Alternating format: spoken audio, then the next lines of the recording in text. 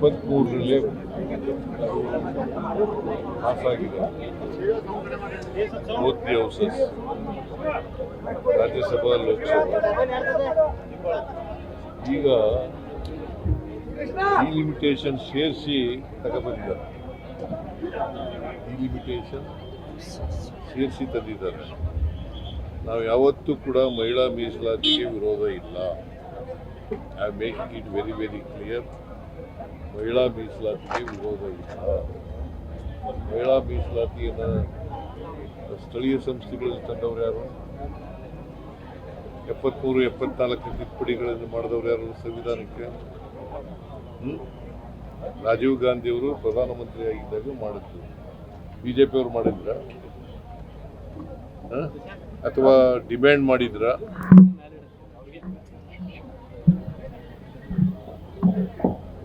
ಜಿಲ್ಲಾ ಪಂಚಾಯಿತಿಗಳಲ್ಲಿ, ತಾಲೂಕ್ ಪಂಚಾಯಿತಿಗಳಲ್ಲಿ, ಪಂಚಾಯಿತಿಗಳಲ್ಲಿ ಮಹಿಳೆಯರಿಗೆ ಮೀಸಲಾತಿ 33% ಕೊಡಬೇಕು ಅಂತ ಯಾವತ್ತಾರು ಒತ್ತಾಯ ಮಾಡಿದ್ರ? ಈಗ ಯಾಕೆ ರಾಜಕೀಯ ಮಾಡ್ತಾ ಇದ್ದಾರೆ? ಈ ಲಿಮಿಟೇಷನ್ನು ಸದರ್ನ್ ಸ್ಟೇಟ್ಸ್ಗೆ ಅನ್ಯಾಯ ಆಗ್ತದೆ. ಭಾರತಕ್ಕೆ ಈಗ ಫಾರ್ ಎಕ್ಸಾಂಪಲ್ ನಮ್ಮಲ್ಲಿ 50% ಮಾಡ್ತಾರೆ. 50% ಅಂತಂದ್ರೆ ಉತ್ತರ ಪ್ರದೇಶದಲ್ಲಿ ಎಷ್ಟಿದೆ ಸೀಟ್ಸು? 80.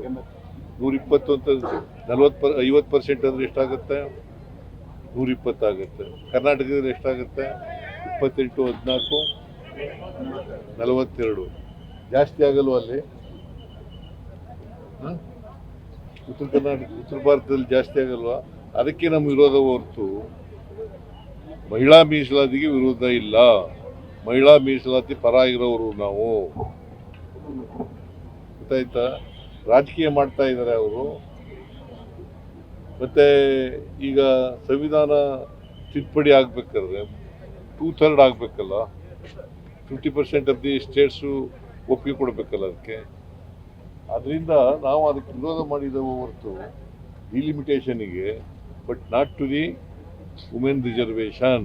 ಮಹಿಳಾ ಮೀಸಲಾತಿ ವಿರೋಧಿಗಳು ಅನ್ನೋ ತರ ಬಿಂಬಿಸಲಿಕ್ಕೆ ಮೋದಿ ಅವರು ಮಾಡಿದ್ದಾರೆ. ಅದು ರಾಜಕೀಯ ಮಾಡೋಕ್ಕೆ ಹೊರಟಿದ್ದಾರೆ. ಈಗ ತಮಿಳುನಾಡು ಎಲೆಕ್ಷನ್ನು, ವೆಸ್ಟ್ ಬೆಂಗಾಲ್ ಎಲೆಕ್ಷನ್ ಇದೆಯಲ್ಲ, ಅದಕ್ಕೋಸ್ಕರ ರಾಜಕೀಯ ಮಾಡೋಕ್ಕೋಸ್ಕರ ಹೊರಟಿದ್ದಾರೆ. ಅವರು ಭಾಷಣದಲ್ಲಿ ಹೇಳಿದ್ದಾರೆ ಇದು ವಿಫಲ ಆಗೋದಕ್ಕೆ ಕಾಂಗ್ರೆಸ್ ಮೂಲ ಕಾರಣ ಅನ್ನುವಂಥದ್ದನ್ನ ಅವ್ರು ನಿನ್ನೆ ಭಾಷಣದಲ್ಲೂ ಕೂಡ ಹೇಳಿದ್ದಾರೆ. ತಪ್ಪ ರಾಜಕೀಯ ಮಾಡ್ತಾ ಇದ್ದಾರೆ. ನಿಮಗೆ ಮೀಸಲಾತಿ ತಂದವ್ರು ಯಾರು ಸ್ಥಳೀಯ ಸಂಸ್ಥೆಗಳಲ್ಲಿ? ನಿಮ್ಗೆ ಗೊತ್ತಾ? 73rd, 74th ಅಮೆಂಡ್ಮೆಂಟ್ ತಂದವ್ರು ಯಾರು ಕಾನ್ಸ್ಟಿಟ್ಯೂಷನ್ಗೆ? ಯಾರ್ರೀ? ರಾಜೀವ್ ಗಾಂಧಿ ಪ್ರಧಾನಮಂತ್ರಿ ಆಗಿದ್ದಾಗ ಆಗ ಬಿಜೆಪಿಯವರು ಒತ್ತಡ ಹಾಕಿದ್ರ? ಆಯ್ತರೆ ಮೋದಿಯವರು ಭಾಷಣ ಮಾಡ್ತಾರೆ ರಾಜಕೀಯವಾಗಿ. 23ರಲ್ಲೇ ಪಾಸ್ ಆಗಿತ್ತಲ್ಲಪ್ಪ. 450 ವೋಟ್ ತಗೊಂಡು ಪಾಸ್ ಆಗಿತ್ತಲ್ಲಪ್ಪ 23ರಲ್ಲಿ. ಯಾಕೆ ಜಾರಿ ಕೊಡ್ಲಿಲ್ಲ? ಮೋದಿಯವರು ಯಾಕೆ ಜಾರಿ ಕೊಡ್ಲಿಲ್ಲ? ನಾವು ವಿರೋಧ ಮಾಡಿದ್ವಾ ಜಾರಿ ಕೊಡೋದಕ್ಕೆ?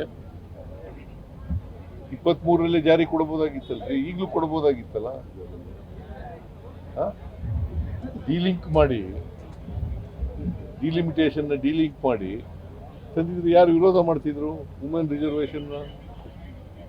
You are not against the women reservation. Congress party is never express opposition to women reservation. ಈ ದಕ್ಷಿಣ ರಾಜ್ಯಗಳನ್ನು ಹತ್ತಿಕ್ಕುವ ಪ್ರಯತ್ನ ಯಾವುದಕ್ಕೆ? ಒಬ್ರು ಮಾತಾಡಿ. ಪ್ರಜ್ವಲ್ ರೇವಣ್ಣ ಈಗ ವಿನಯ್ ಕುಲಕರ್ಣಿ ಜನಪ್ರತಿನಿಧಿಗಳು ಜೈಲಿಗೆ ಹೋಗ್ತಿರೋದಕ್ಕೆ ಒಂದು ದೊಡ್ಡ ಮಟ್ಟದಲ್ಲಿ ಚರ್ಚೆ ಆಗ್ತಿದೆ. ಸಾರ್ವಜನಿಕ ವೋಟ್ ಹಾಕೋದು ಓಟಿಗಾಗಿ ಆದ್ರೆ ಇವ್ರನ್ನ ಕಳಿಸೋದಕ್ಕೆ 7 ಜನ ಒಟ್ಟಿಗೆ ಸಾಯಿಸ್ಬಿಟ್ರಲ್ಲ. ಕೋರ್ಟ್ನದಕ್ಕೆ ನಾನು ಮಾತಾಡಕ್ಕೆ ಹೋಗಲ್ಲ. ಕೋರ್ಟ್ನಲ್ಲಿ ಅಪೀಲ್ ಇದೆ. ಅಪೀಲು ಈಗ ಸೆಷನ್ಸ್ ಕೋರ್ಟ್ ಕೊಟ್ಟಿರೋದು. ಅದ್ರ ಮೇಲೆ ಅಪೀಲ್ ಇದೆ, ಆಗ್ತಾನೆ. ಸರಿ, ನಿರ್ಭೀತ, ನಿಷ್ಪಕ್ಷಪಾತ, ವಿಶ್ವಾಸಾರ್ಹ ಸುದ್ದಿಗಳಿಗೆ ಮತ್ತೊಂದು ಹೆಸರಾಗಿರುವಂತ ನ್ಯೂಸ್ 18 ಕನ್ನಡ ಈಗ ಆಪ್ನಲ್ಲೂ ಲಭ್ಯವಿದೆ. ದಯವಿಟ್ಟು ಇಲ್ಲಿರುವಂತ QR ಕೋಡ್ ಸ್ಕ್ಯಾನ್ ಮಾಡಿಕೊಂಡು ಆಪ್ ಡೌನ್ಲೋಡ್ ಮಾಡೋದಕ್ಕೆ ಮರಿಬೇಡಿ. ನಿಮ್ಮ ಬೆಂಬಲ ಹೀಗೆ ಸದಾ ನಮ್ಮೊಂದಿಗಿರಲಿ. ಧನ್ಯವಾದ.